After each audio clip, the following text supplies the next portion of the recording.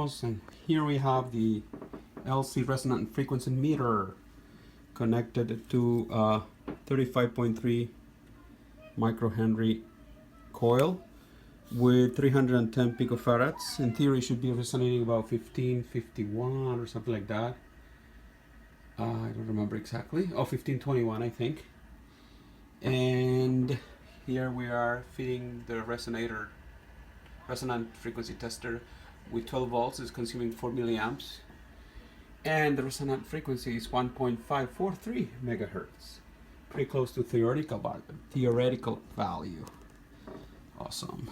Looks cute. And I just also made this BNC to BNC cable with an RG58 coax cable to connect the two male BNCs. Awesome.